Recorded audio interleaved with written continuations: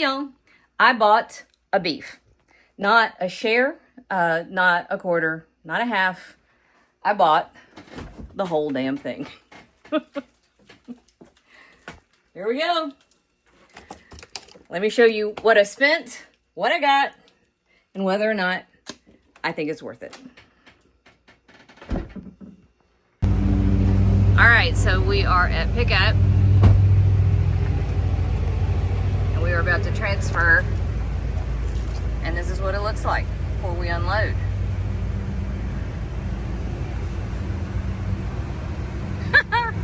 Here we go. All right, so we are unpacking, and it's a lot. We've got a ton going into the freezer, and we're trying to take inventory at the same time. So I'm making a list. The boys are still unpacking the car. I haven't even started on the ground beef, but we're working on it.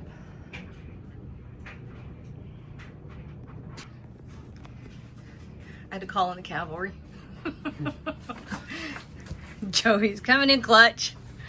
So a couple months ago, I also had bought a whole hog. And this is the freezer where that is. We probably had about half of it left. And so this is our organization here. And Joey's got the last of the ground beef going in. We have actually done a spreadsheet so we know what we have. And then the high dollar cuts from the beef are over in the other freezers.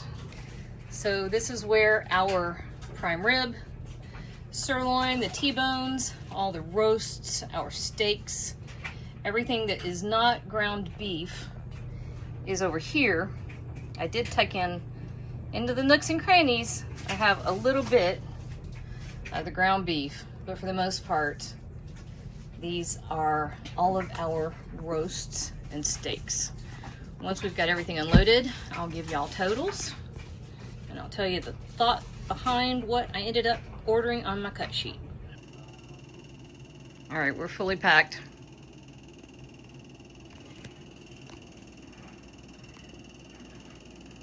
This is what it looks like, all packed out. This is a 17.5 cubic foot freezer. And then we've got our little chest freezer.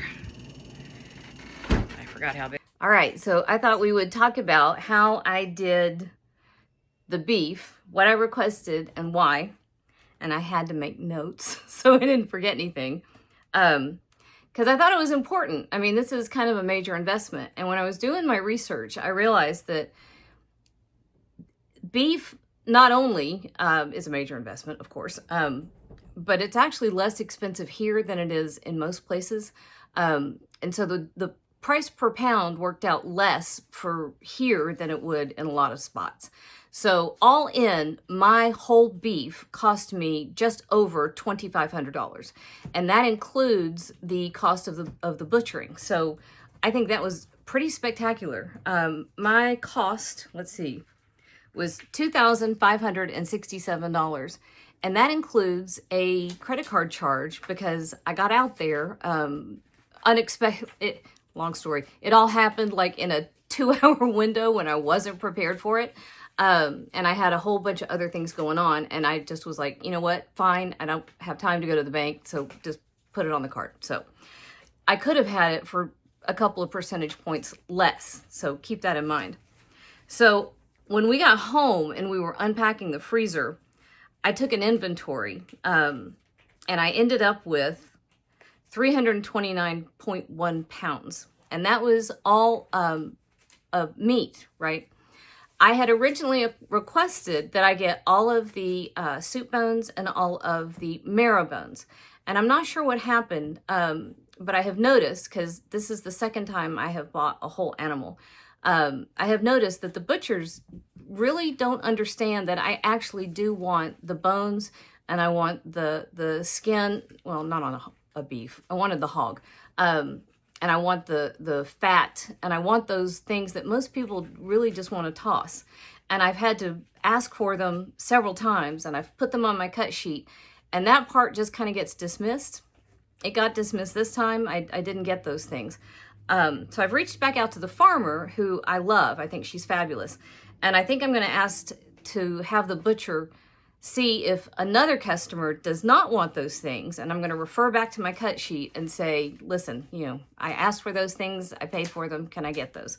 Because I got 9 large boxes. You'll see in the video, I got 9 large boxes. I actually should have had several additional boxes. With that said, I packed my freezers to the limit. I wouldn't have had room for the bones if I'd gotten them. So mixed blessing there. All right, so here's how I did my cut sheet. You will be asked if you get a cut sheet. I just snuggled my dog, and I think I have a fuzzy right there. So there we go. When you get your cut sheet, you will be asked whether or not you want roasts or steaks, whether or not you want them cubed or ground, and if you do want them as steaks, how thick you want them cut, how many you want in a pack, if you want them bone in or not, if you want them cubed, and then if you've got the specialty cuts, whether or not you want the standing rib roast, if you want it, how big do you want it, 4 to 6 pounds, if you want the remaining rib section as steaks or not, and then the specialty stuff, the hanger steak, flank steak, skirt steaks, the Denver steak, if you want those as whole roast, or if you want them cut into steaks. The brisket, how do you want that done? If you want the whole thing, or if you want the flat and the points separated. And then the short ribs, how do you want those done? Because you know, you can do the ribs, if you want the ribs, you can do them as the flunken cut, or you can do them as a slab. Depends on what you like and how you like to cook. There's no really wrong way to do that. And if you want the soup bones, how do you want those cut? I had requested that mine be 3 to 4 inches.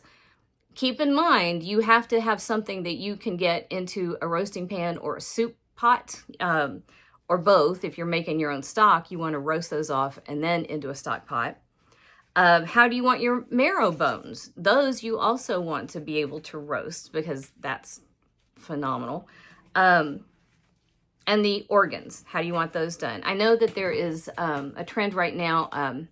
Is it called the primordial grind? Primordial grind? There's that thing where they take the liver and the heart and sometimes the lungs, and they will grind it up and add it to a certain percentage of the ground beef. I didn't do that. I have a couple of very picky eaters, but I did get the liver because I have a very spoiled Wampler wiener dog. So he is being very spoiled. I had the liver put into 1/4 pound packs. I paid a little extra for the extra packaging there because he's not very big and he can't have a whole bunch at one time. The heart, I didn't get the heart either. That was supposed to be in halves. So whatever, that's fine. The soot, I asked to have kept separate, and that did come separate. It was packaged separately. And then ground beef. How do you want your ground beef? I wanted mine done in 1 pound packages. And because I wanted a particular type, I wanted mine to be about 15% fat. And I wanted the fat kept separately. That was just my special instructions. So why did I do it that way? Here's why. I will go to the store and I will buy ground beef. And occasionally I will buy a chuck roast. Not very often, but occasionally. I almost never, I'm talking never, buy a steak, because the cost of those things it's just astronomical. You're talking about going to the store right now and paying $14 and up for a lot of those cuts. And it just makes my heart clench when I look at the cost on some of those things. So if I'm going to have my choice of going to the grocery store and paying for this kind of thing, I'm going to default to the least expensive option. And when you start looking at investing in this kind of quantity, I am going to choose the most expensive cuts to be left in the most expensive format, right?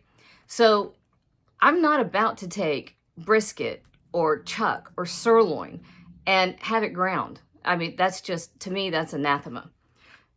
And what I ended up with was all of this beef, so 329 pounds, ended up being $7.8 per pound, right? And that includes my totals, 82.36 pounds of ground beef, and this was 85.15 ground beef, right? And keep in mind, this is organic, pasture-raised, grass-fed beef, all of this, right? I also paid the $7.8 for hanger steak, T-bone, sirloin, sirloin tip roast, top round, rump, filet mignon, tri-tip, ribs, prime rib, bone-in ribeye, brisket, the arm roasts, skirt, flank, flat iron, eye of round, the chuck, and the hanger steak. I think I said hanger steak already. I was so excited about it. I had it at the top of my list. So if you go to the grocery store in my area, grass-fed, organic, ground beef starts at $10.99, right? If you go to the big box stores, which is the cheapest way to buy ground beef right now, you can sometimes find the big giant chubs of 85.15 organic ground beef. Sometimes you can find it for under $7, but not very often. Sometimes it starts at $7.50 and up.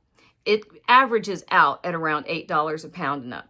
You never find that kind of pricing on any of the other cuts of steak. It just doesn't happen. I recently rewatched one of my videos from about 10 years ago, and I had a sirloin tip roast for $2.34, and I kind of wanted to cry a little bit. But if you take, let's see, that 329 pounds, and you take out the 82 pounds of ground beef, most of what I had, 247 pounds of beef, was the much more expensive cuts. So everything from prime rib to the hanger steak, the chucks and the brisket, and all of those other luscious, the filet mignon, the T-bones, those things that I never buy, I now have an entire freezer full of things that I would never allow myself to do. Is it worth it? Yeah, I think so. I mean, I have a 17.5 square foot cubic square, you can't have cubes and squares, a 17.5 cubic foot freezer stuffed. And granted, I had bought a whole hog 6 weeks ago, so that's still significant. But I also have a 10 cubic foot chest freezer down there, and a little tiny bit, maybe a foot of run over into another freezer. So all in all, I would say I had probably 20 cubic feet of beef. And even as large a family as I cook for, that's going to last us for a while. I can already see myself placing another order, both for another hog, and I'm sorry, I wish I had done the video on that. I will do the next one, but also for another beef, probably sometime in the fall. But I'm going to go down this list real quick to tell you just the numbers that I got. So, of course, I got a hanger steak. Here, let me get rid of that because that's on my list twice just because I got excited about it. And keep in mind, I missed part of my order. Not much, but, you know, if you're a cook, and I was looking forward to making my stocks and reductions and all that. So I'll catch it. I'll catch it on the next one. So I have 4 big chuck roasts. I have a bunch of packages of liver. I have 2 eye of round. I have 5 flat iron steaks, big ones.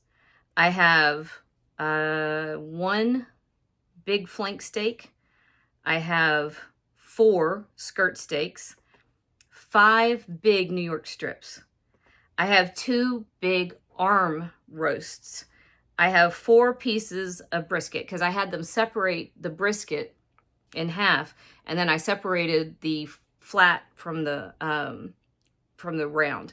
I also have 7 big bone-in ribeyes.